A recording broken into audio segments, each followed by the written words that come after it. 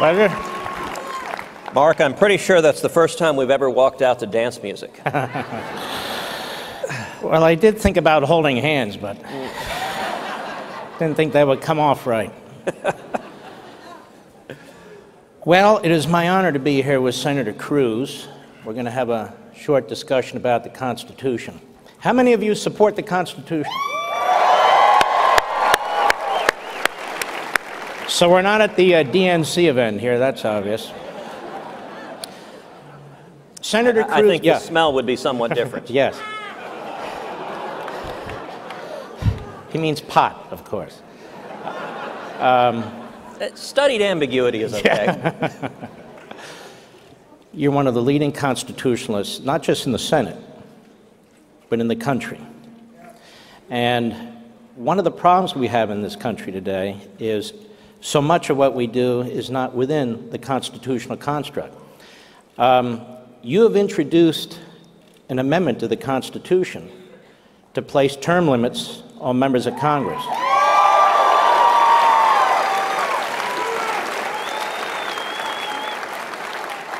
So tell us why you did it and tell us about your amendment. Well, Mark, I think it's one of the first and biggest steps we can take to actually drain the swamp. You look across this country, people are fed up with Washington. This election was the American people saying enough already with the corruption in Washington, and it's both parties. It's Democrats and Republicans who have been here too long, who become captured by this city. And if you look at President Trump campaigned on draining the swamp, on term limits. You look at congressional leaders. We got majorities in both houses. I think we ought to demonstrate that we heard the voters, bring up term limits, pass it, send it to the states for ratification. And what's amazing is the support for this, it cuts across. In this polarized time, you get supermajorities of Republicans, of Democrats, of independents, who all say, throw the bums out. And we ought to listen. Now, it takes time to get these sorts of things passed because you got to develop support among the American people and so forth. So what should the people in this room and across the country do? Because obviously you have an entrenched ruling class, and they're not going to say, yeah, let me vote myself out. So what do? We put pressure on them? How should we handle this? Look, hold us accountable. There is an incredible power, the men and women in this room, the men and women of CPAC, the grassroots, have the ability to get people's attention, to hold our elected officials accountable, hold every one of us accountable. Look, the message that I am conveying to President Trump, to the cabinet, to leaders in both houses is real simple. Let's do what we promised. Let's deliver on the promises, and if we do that, we'll win at the ballot box, and if we don't, the people will hold us accountable for that too. Let me ask you about the courts. We saw what the Ninth Circuit did, or a panel in the Ninth Circuit, on an executive order that once the executive order was modified, really, it wasn't even a controversial executive order from a constitutional point of view, and then you have 3 judges who did what they did. The other day, we had the Fourth Circuit basically tear the guts out of the Second Amendment, reject the Heller decision in the Supreme Court. So the Gorsuch nomination is important. How do we get our hands around all this? Well, you're right. You look at judicial activism, and those are 2 great examples, the Ninth Circuit and the Fourth Circuit decision in recent weeks. If you look at the Ninth Circuit, it's based in California. It's long been the most liberal court of appeals in the country. If you look at the decision of the Ninth Circuit and the decision of the California District Court, actually the Washington District Court that struck down, that enjoined the president's order, both decisions are utterly lawless. You know, the reason the Constitution gives judges life tenure is so they can be independent of political pressures and follow the law. I've read the District Court decision. I've read the Court of Appeals decision. They don't even cite the controlling federal law. By statute, Congress has given the president the authority to suspend immigration, any class of immigration, if he deems it in the national interest. Now, any judge that was actually being a judge would begin with the statute, would look to the precedents, would interpret it. They don't even mention the statute. They just say, we don't like this policy, and they're engaged in legislation. You take the Fourth Circuit decision, upholding Maryland's laws on so-called assault weapons and large capacity magazines. The Fourth Circuit used to be the most conservative court in the country. I started my career as a law clerk of the Fourth Circuit, and it was 20 years ago. The Fourth Circuit was tremendous. It was dedicated to protecting our constitutional rights. The Fourth Circuit now, they invented this new test for the Second Amendment, and here's what their test said. The Second Amendment doesn't protect a weapon if it would be useful in a military context. This test isn't just sort of questionable. It isn't just a little bit out there. It is nuts.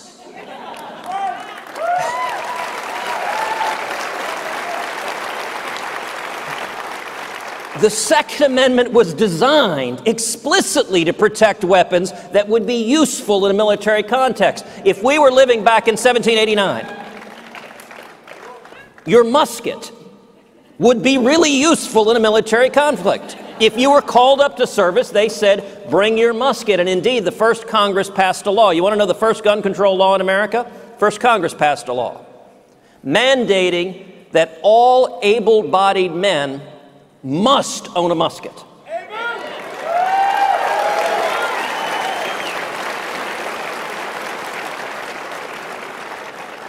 Under the that's an individual mandate we could live with. There you go. That's under the Fourth Circuit's test. They say, well, gosh, if it would be useful in a military context, in the Second Amendment, it's not about hunting, it's not about target shooting. It's about protecting your home and your family and your life.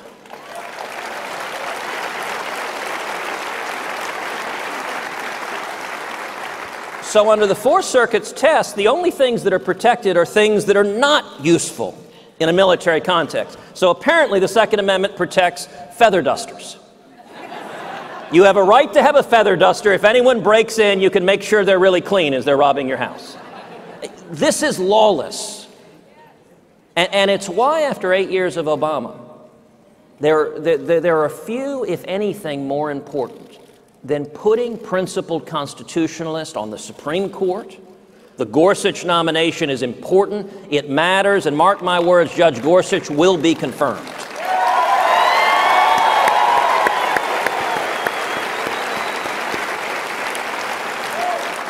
Let's talk about separation of powers. We have this massive administrative state, this fourth branch of government within the executive branch. The executive branch does more legislating than the legislative branch. And they're pushing out 3,000 to 4,000 laws, regulations every year.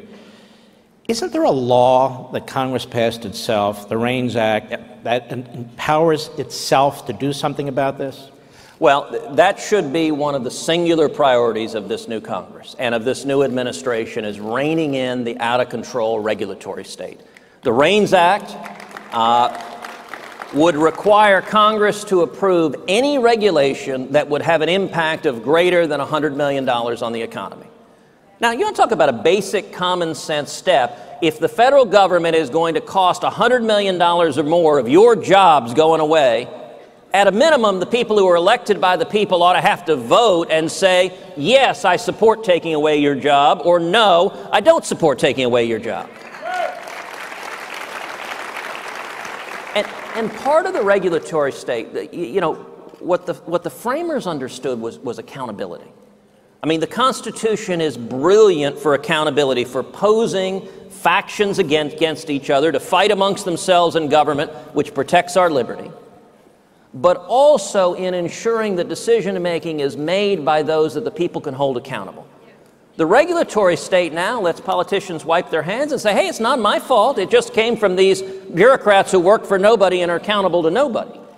And I will say, one of the things that I have encouraged President Trump to do, and I'm optimistic about this, is to take on directly the regulatory state, to take it on, to fire bureaucrats.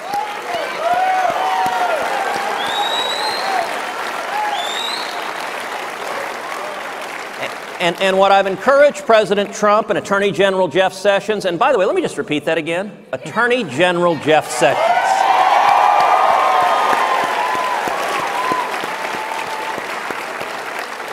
I just like making Chuck Schumer twitch.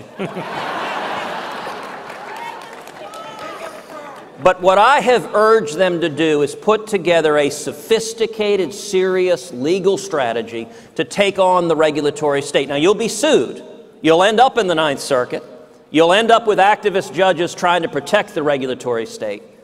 But if you look at executive power, we saw 8 years of Obama, and what Obama did wrong with executive power is he tried to change the law. He tried to ignore the law, and under the Constitution, Article 1, all legislative authority is vested in Congress, and the president doesn't have the authority to change the law or ignore the law, and that's what Obama tried to do. But under Article 2, all executive power is vested in one president of the United States. The regulatory state is Congress's efforts to undermine the president's authority. And my hope is we will see a president use that constitutional authority to rein in the uncontrollable, unelected bureaucrats and to rescind regulations. I hope we see the Waters of the United States rule rescinded. And reining in the regulatory state would have a massive impact on economic freedom going forward. Let me, impeachment. Impeachment is a constitutional function. Yes. The left keeps talking about impeachment. I mean, they were talking about impeachment before the inauguration. And, you know, I think impeaching Obama in January probably would have been a mistake.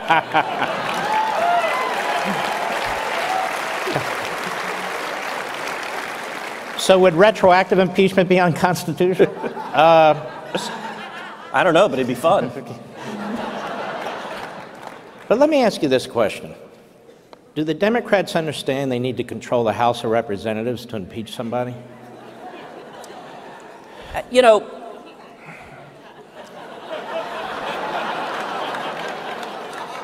the Democrats right now are living in an alternative universe.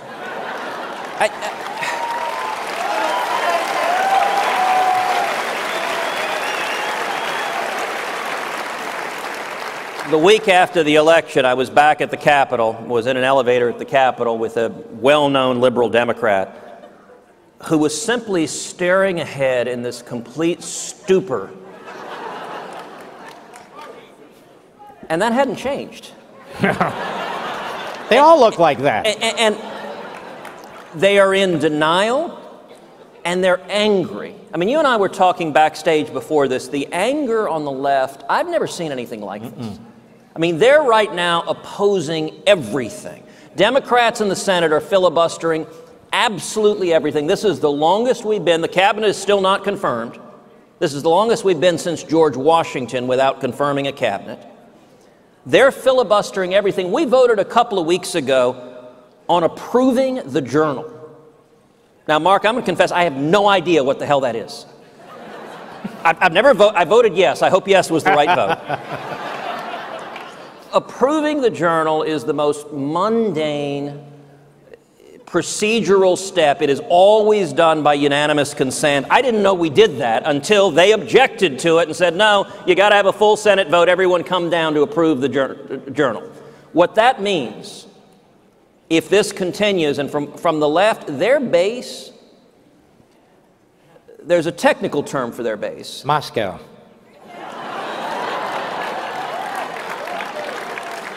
I was going a different direction, which was bat crap crazy.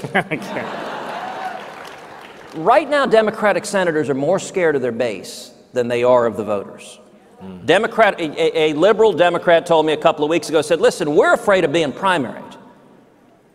The Democrats took at the lesson of this election that Hillary was too moderate. And so their lesson is they need more Bernie Sanders, more Elizabeth Warren. That's where Senate Democrats are.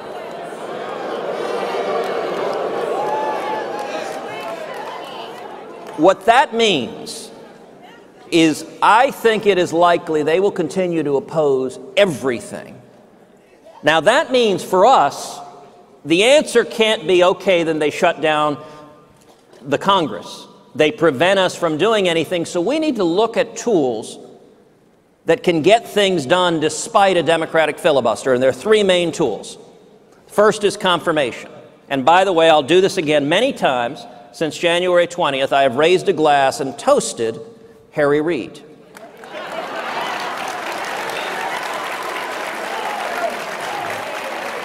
Because Harry Reid employed the so-called nuclear option, broke the Senate rules to change the Senate rules, lowered the threshold from confirmation from 60 vote to 51 votes, and it is a direct result of Harry Reid that we now have the most conservative cabinet in decades.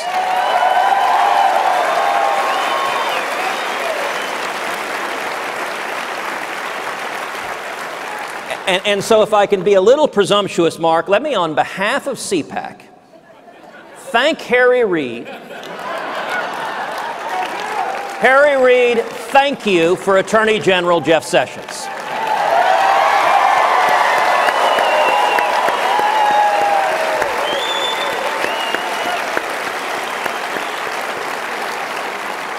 And also, we should be thanking Harry Reid for EPA Administrator Scott Pruitt.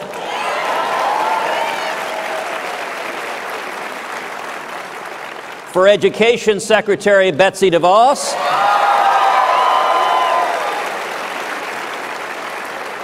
And very, very soon, I look forward to thanking Harry Reid for Supreme Court Justice Gorsuch.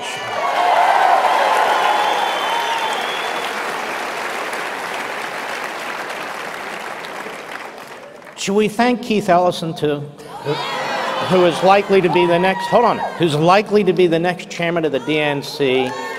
And I'm sure the vast majority of Americans, given his background with Farrakhan, will be very excited about that. Should we get behind him at CPAC? What do you say? Listen, I will commend the Democrats for one thing. If they name Keith Ellison as the head of the DNC, then I'll commend them for truth in advertising. Let me ask you this question. There's a battle somewhat over Gorsuch. Mm-hmm.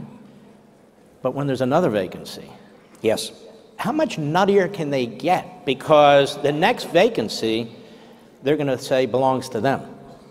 And so, you know, we can only have so many people on the court who actually are faithful to the Constitution. So what steps might they take? Well, listen, this vacancy right now is defense. We're replacing Justice Scalia. Both you and I knew Justice Scalia very well. He was extraordinary. He was one of a kind.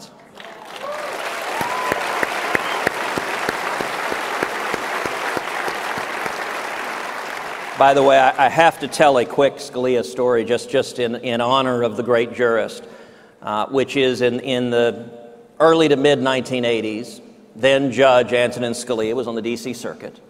The other prominent conservative was Robert Bork. Reagan was in the White House. Everyone knew one or the other, either Scalia or Bork, was likely to get the next vacancy. They didn't know who it was going to be. And Scalia was walking through the parking lot at the D.C. Circuit. And he came to the elevator, and there were two U.S. Marshals who stopped him and said, "I'm sorry, sir, we're holding this elevator for the Attorney General of the United States." Scalia pushed past them, stepped into the elevator, pushed the button, and as the doors closing, he said, "You tell Ed Meese, Bob Bork doesn't wait for anyone."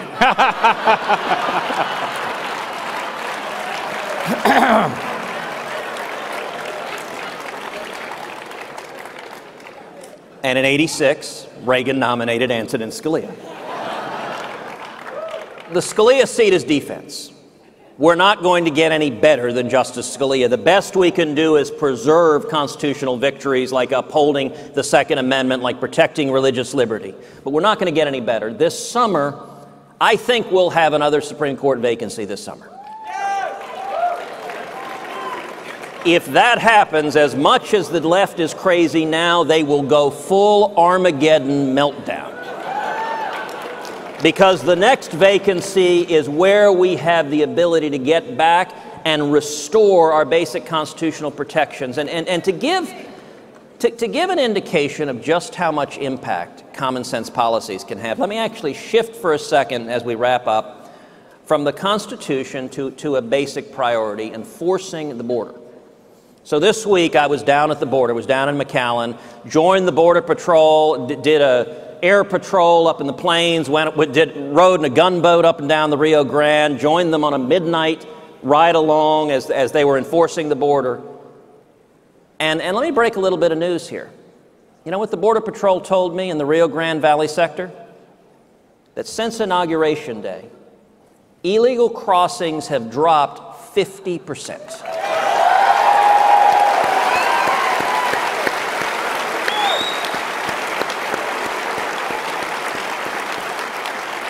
Now, oddly enough, you and I have not seen that on the 6 o'clock news.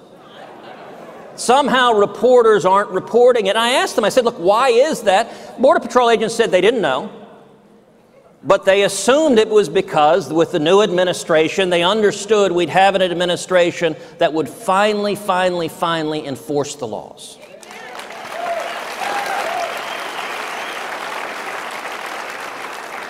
And I want to commend the men and women at CPAC. As activists fighting for liberty, fighting for the Constitution, y'all are incredibly important. You are incredibly important, number one, in shocking and terrifying the mainstream media. Which really should be done on a daily basis. But also on holding us accountable. We have the opportunity for this to be an historic Congress, the most productive Congress in decades. This year, in 2017, we should repeal Obamacare, confirm a strong conservative to the Supreme Court, and pass fundamental tax reform, ideally a flat tax.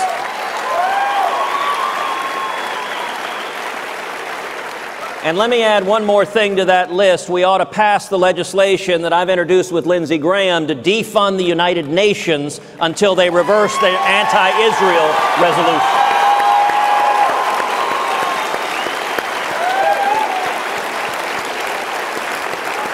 Okay. And if we do